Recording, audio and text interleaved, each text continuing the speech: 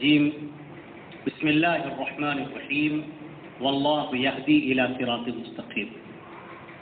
تمام تعریفیں اللہ رب العزت کے لیے ہیں جو ہمارا خالق و مالک ہے، آسمانوں اور زمینوں کا پیدا کرنے والا اور کل کائنات کا تنہا مدبر اور منتظم ہے، مستوی عرش ہے، صفت علو سے متصف ہے، ينزل الامر اور وہی تمام احکامات کو نازل کرتا ہے، کسی کی مجال نہیں کہ اس کا انکار کر سکے، سب اس کے محتاج ہیں اور وہ کسی کا محتاج نہیں، سب کے اوپر موت طاری ہونی ہے اور وہ حی ہے، وہ زندہ و جاوید ہے، اس کے اوپر موت کا گزر نہیں، موت تو کیا اسے اونگ بھی نہیں آتی، اسے نیند بھی نہیں آتی۔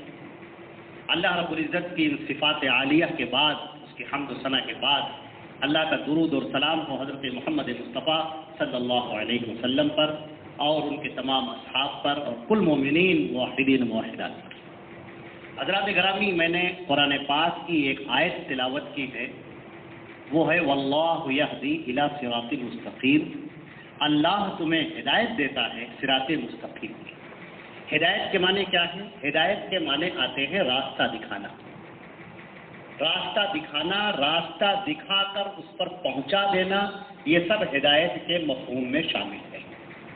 چنانچہ اس بات کو اللہ نے اپنے ذمے لے رکھا ہے کہ ہدایت اور ضلالت، راہ حق اور گمراہی، اس کا فیصلہ اللہ رب العزت نے اپنے اوپر لے رکھا ہے۔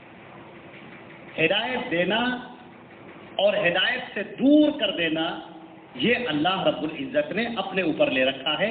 یہاں تک کہ نبی کے بارے میں یہ بات ارشاد فرما دی، انک لا تہدی من احببت، اے محمد صلی اللہ علیہ وسلم، تم اگر کسی کو ہدایت دینا چاہو تو تم ہدایت نہیں دے سکتے۔ واللہ یہدی من یشاء، اور اللہ جس کو چاہتا ہے اس کو ہدایت دیتا ہے۔ ہدایت کے دینے کے بعد اللہ رب العزت نے جو باتیں ارشاد فرمائی، وہ بات یہ ارشاد فرمائی کہ انا ہدیناہ النجدین اما شاکرا و اما کفورا، ہم نے لوگوں کے سامنے راستے کھول دیے، حق کا راستہ بھی اور باطل کے راستے بھی، اور اس کی وضاحت ہو گئی ہے کہ کون سا راستہ حق کا ہے، کون سا راستہ باطل کا ہے۔ اب اگر انسان کسی کو اختیار کرتا ہے تو وہ اپنے اختیار سے اسے اختیار کرتا ہے۔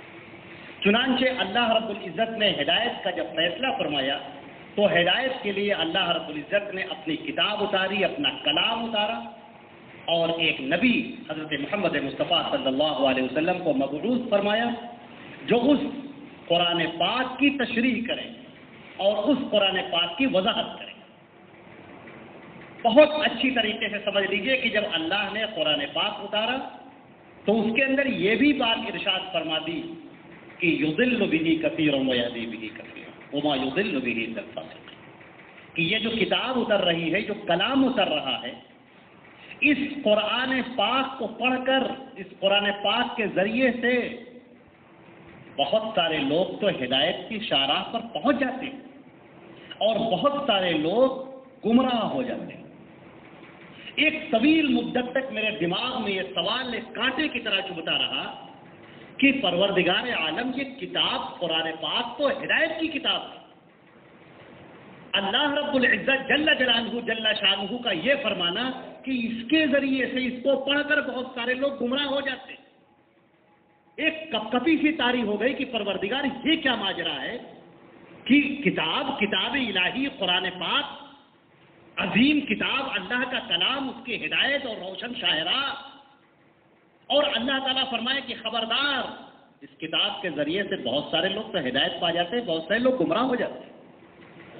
قرآن پاک ہی نے اس کا جواب دیا، قرآن پاک نے اس کا جواب دیا، فرمایا هو الذی، وہ اللہ کی ذات ہے جس نے تمہارے بعث فی الامیین رسولا منکم، وہ اللہ کی ذات ہے جس نے تمہارے درمیان میں رسول نازل کیا ہے، اور جس کا کام ہے رسول کا کہ جو قرآن پاک اتر رہا ہے اس کی تلاوت تم کو کر کے سنائے، تمہیں ایمان میں داخل کرے اور اس کتاب کی تعلیم دے، اس کتاب کی وَيُعَلِّمُهُمُ الْكِتَابَ وَالْحِكْمَةَ، اور کتاب کی تعلیم دے۔ اس سے بات پتہ چلی نبی کی اس بات سے کہ اللہ نے اس کتاب کے ساتھ کتاب سمجھانے والا بھی بھیجا ہے. اگر اس سمجھانے والے کو کنارے کر دو اور اس کتاب کو کھول کر بیٹھ جاؤ اور اپنے دماغ سے اس کو سمجھنا شروع کرو تو تم گمراہ ہو جاؤ گے. یہاں تو اللہ کا فیصلہ ہے وَمَا آتَاكُمُ الرَّسُولُ فَخُذُوهُ وَمَا نَهَاكُمْ عَنْهُ فَانْتَهُوا. رسول جو تمہیں دے وہ لے لو اور جس بات سے منع کرے ٹھہر جاؤ. تو معلوم یہ ہوا کہ تنہا کتاب قرآن پاک، تنہا کتاب یہ کتاب نجات نہیں ہوگی. اس کے ساتھ جو رسول بھیجے گئے جن کا کام یہ ہے کہ یبین لکم ما نزل الیہم، وہ وضاحت کرتے ہیں جو ان کے طرف اتارا جا رہا ہے، اور جن کے بارے میں کہا گیا کہ یہ جو بولتے ہیں وہ اپنی طرف سے نہیں بولتے، وما ینطق عن الہوی ان هو الا وحی یوحی، یہ وحی کی الہی کی ترجمانی کرتے ہیں. یہ نبی تمہیں بتاتے ہیں کہ ہدایت کیا ہے، ہدایت کی شاہراہیں کیا ہیں، راہ نجات کیا ہے، گمراہی کا راستہ کیا ہے اور حق کا راستہ کیا ہے. میرے بھائیوں، اب ہم اپنی بات کے ایک اہم موڑ کی طرف آ چکے ہیں جس کا سمجھنا اب تمام لوگوں کے لیے بہت زیادہ ضروری ہے، بہت زیادہ ضروری ہے. نبی کریم صلی اللہ علیہ وسلم قیامت تک کے لیے نبی ہیں. ہر دور میں، ہر زمان و مکان کے لیے، ہر ملک کے باشندوں کے لیے، تمام انس و جن کے لیے آپ نبی ہیں اور قیامت تک نبی ہیں. اس سے کیا بات معلوم ہوئی؟ اس سے یہ بات معلوم ہوئی کہ ہدایت کی جو روشن شاہراہیں ہیں وہ نبی کے بغیر سے نہیں ہوتی. نبی کی بتائی ہوئی روشنی میں ہدایت آپ کو ملتی ہے. جو قرآن پاک اللہ کا اتر رہا ہے، اس قرآن پاک کی وضاحت، سمجھانا، تفسیر، تبیین، تشریح وہ نبی صلی اللہ علیہ وسلم کرتے ہیں، اور اللہ کا فرمان ہے کہ ہم نے ان کو بھیجا ہے. هو الذی ارسل، میں نے بھیجا ہے، ہم نے بھیجا ہے، ہم نے ان کے اوپر اتارا، ہم نے ان کا کام دیا ہے کہ یہ قرآن پاک کی وضاحت کریں، اس کو سمجھائیں لوگوں کو، یہ ہم نے کام دیا.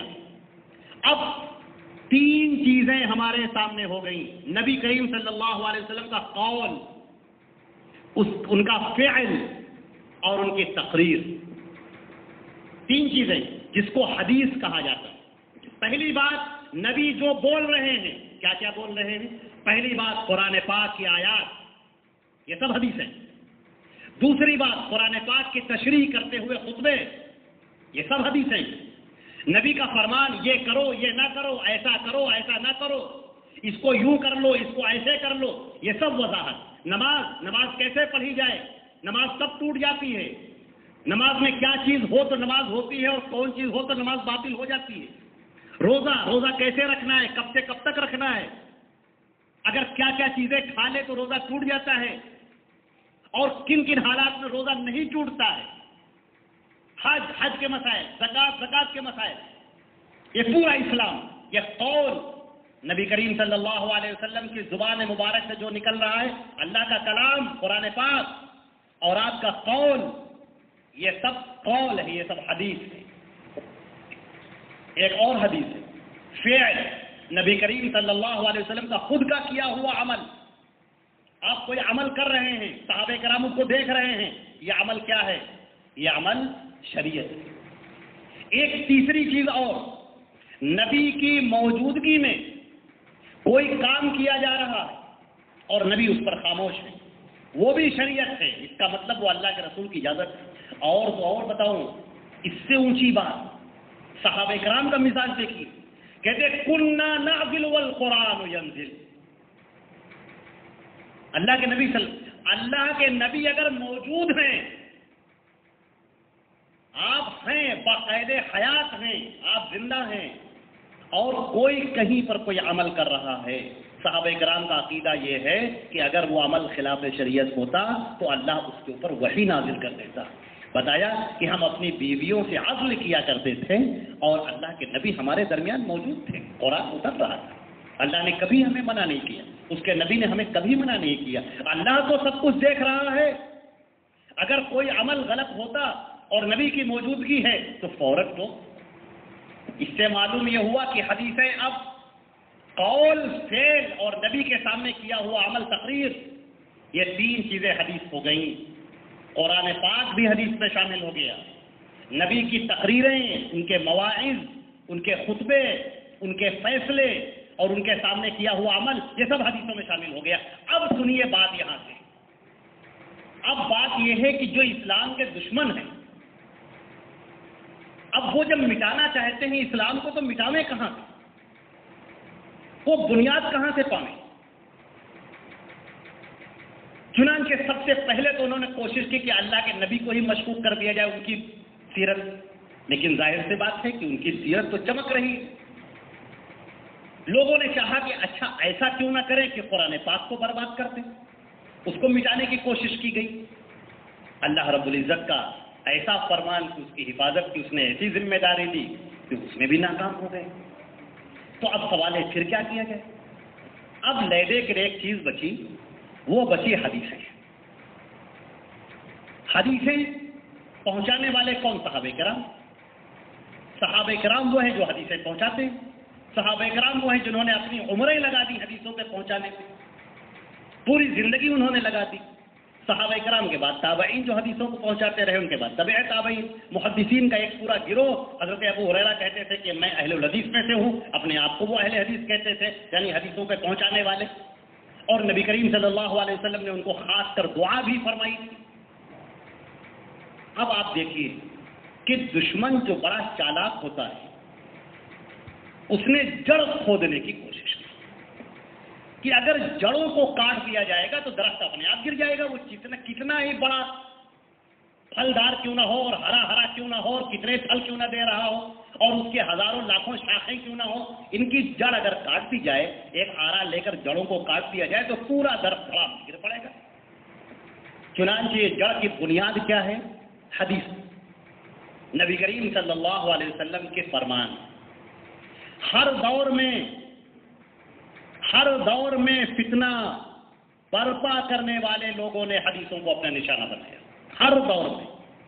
مرجیہ بھی اسی سے الگ ہوئے، روافض بھی اسی سے الگ ہوئے، معتزلہ بھی اسی سے الگ ہوئے، فرقہ باغیہ بھی اس سے الگ ہوا۔ جتنے فرقے آتے گئے، حدیثوں کو دور کر دیجئے، حدیثوں سے دور رہیے اور ایک نیا فرقہ تیار۔ حدیثیں کیا ہے؟ جڑ ہیں، جڑ۔ حدیثوں کے پہنچانے والے اللہ کے رسول صلی اللہ علیہ وسلم کے پیارے صحابہ کرام اور صحابیات، ان کے اوپر انگشت نمائی کر دیجئے، ان کو بدتینت کہہ دیجئے، بد کردار کہہ دیجئے، خائن کہہ دیجئے، جھوٹا کہہ دیجئے، حدیثیں چھپانے والا کہہ دیجئے، گڑھ کر بنانے والا کر دیجئے، سارا اسلام ختم۔ تو دشمن نے بڑے اچھے طریقے سے جانچ پرکھ کے یہ کوشش کی کہ ہمیشہ حدیثوں کو مشکوک کیا جائے، حدیثوں کے اوپر محنت کی جائے۔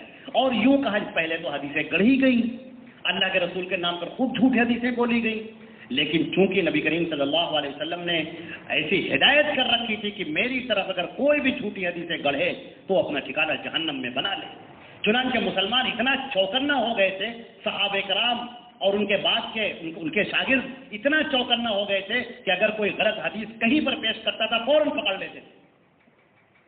بعد کے راویوں میں حضرت شعبہ ایک بہت بڑے محدث گزرے ہیں، ان کا تو معاملہ یہ تھا کہ اللہ نے ان کو بہت تنومند بنایا تھا، بہت قوی ہیکل پہلوان بھی تھے، حدیث بہت عظیم محدث ہیں وہ۔ شعبہ کا نام تقریباً ہر آدمی نے سنا ہوگا، ہر مسلمان نے۔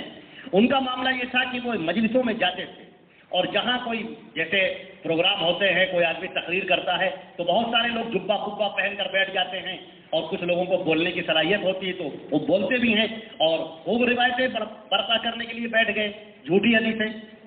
وہ اسی وقت اسٹیج کے اوپر چڑھ جاتے تھے اور اس سے کہتے تھے کہ حدیث کہاں ہے فوراً بتاؤ، اور اگر وہ نہیں بتا پاتا تو وہیں لاکھ گھونسوں سے اس کی پٹائی کرتے تھے۔ یہ ان کا معاملہ، یہ غیرت کی حدیث کی، کیونکہ وہ جڑ سمجھ رہے ہیں کہ دشمن اگر اس جڑ کو کاٹنے میں کامیاب ہو گیا تو ہم تو اسلام سے چلے گئے۔ قرآن پاک کو سمجھنا بہت ضروری ہے بالکل، لیکن قرآن پاک کو سمجھا جائے گا نبی کریم صلی اللہ علیہ وسلم کی حدیث کی روشنی میں۔ اگر آپ نے حدیثوں کو کاٹ دیا اور صرف قرآن پاک کو آپ لے کر بیٹھ گئے کہ ہمیں اس کو سمجھنا ہے اور عمل کرنا ہے تو آپ گمراہ ہو جائیں گے، اس میں کوئی شک نہیں، کیونکہ یہ بات اللہ تعالیٰ نے قرآن پاک میں وضاحت کر دی۔ معلوم یہ ہوا کہ قرآن پاک ہدایت کی کتاب ہے، کوئی شک نہیں، لیکن اس قرآن پاک کو سمجھانے کے لیے، اس کی وضاحت کے لیے جو نبی مرسل حضرت محمد مصطفیٰ صلی اللہ علیہ وسلم ہیں، ان کی باتوں کی روشنی میں، ان کے اقوال کی روشنی میں، ان کے فعل کی روشنی میں، الغرض حدیثوں کی روشنی میں قرآن پاک کو سمجھا جائے اور دین اسلام کو سمجھا جائے۔ جس کو صحابہ کرام کی پوری جماعت کو اللہ کے رسول صلی اللہ علیہ وسلم نے کہا کہ میرے صحابہ کو گالی مت دو، برا بھلا مت کہو، بات ختم۔ صحابہ کے بارے میں اللہ نے کہہ دیا کہ اولئک هم العادلون، یہ سب کے سب عادل ہیں، اب بات ختم۔ اب کوئی گفتگو ہو ہی نہیں سکتی، اس لیے کہ اللہ نے فیصلہ کر دیا، ختم بات۔ آپ ان کو برا نہیں کہہ سکتے، وہ عادل ہیں، آپ انہیں خائن نہیں کہہ سکتے، وہ مومن ہیں، آپ انہیں غلط نہیں کہہ سکتے، یہ فیصلہ اللہ نے کر دیا ہے، اور اللہ کے کیے ہوئے فیصلے کے بعد میں کسی کو فیصلہ کرنے کا کوئی حق نہیں۔ اس لیے تاکہ یہ اسلام کا یہ پورا درخت سلامت رہے، اور اگر جڑوں کو کاٹنا شروع ہو گیا تو آپ یقین کیجئے کہ پھر چیزیں باقی نہ رہیں گی۔ چنانچہ ہم ایک بات اپنی بات کہہ کر آپ سے رخصت ہوتے، اپنی بات کی وضاحت کرتے ہوئے یہاں سے جاتے ہیں، ختم ہوتی بات۔ نبی کریم صلی اللہ علیہ وسلم کے بارے میں اللہ نے بہت واضح فرمایا۔ میں نہیں سمجھتا ہوں کہ اس سے بڑی کوئی بات اور یا اس سے واضح کوئی بات اور بھی ہو سکتی۔ اللہ نے فرمایا، اللہ رب العزت نے فرمایا، اس کو چاہے آپ بہت اچھی طریقے سے یاد کر لیجیے، وَمَن يُطِعِ الرَّسُولَ فَقَدْ أَطَاعَ اللَّهَ۔ آخری بات ہے، بالکل فائنل بات، جس نے رسول کی اطاعت کر لی اس نے اللہ کی اطاعت کر لی، اور اگر جس نے رسول کو چھوڑ دیا، جس نے رسول کو چھوڑ دیا، پھر رسول کو چھوڑنے کا کیا مطلب ہے کہ آپ اللہ کے رسول کو گالیاں تھوڑی دیں گے، نعوذ باللہ من ذالک۔ رسول کو چھوڑنے کا مطلب ہے ان کی بات آپ نہ مانیں۔ رسول کہیں ادھر جاؤ، آپ کہیں نہیں ہم تو ادھر نہیں جائیں گے، ہم تو ادھر جائیں گے۔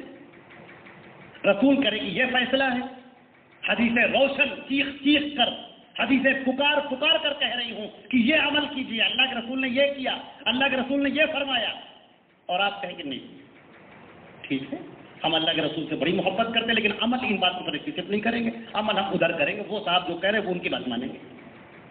یہ گمراہی ہے، آپ مانیں یا نہ مانیں، آپ تسلیم کریں یا نہ تسلیم کریں، لیکن یہ گمراہی ہے، یہ کھلا گمراہی ہے۔ اور سن لیجیے، اتنی بات کیا کم تھی کہ جس نے رسول کی اطاعت کر لی اس نے اللہ کی اطاعت کر لی۔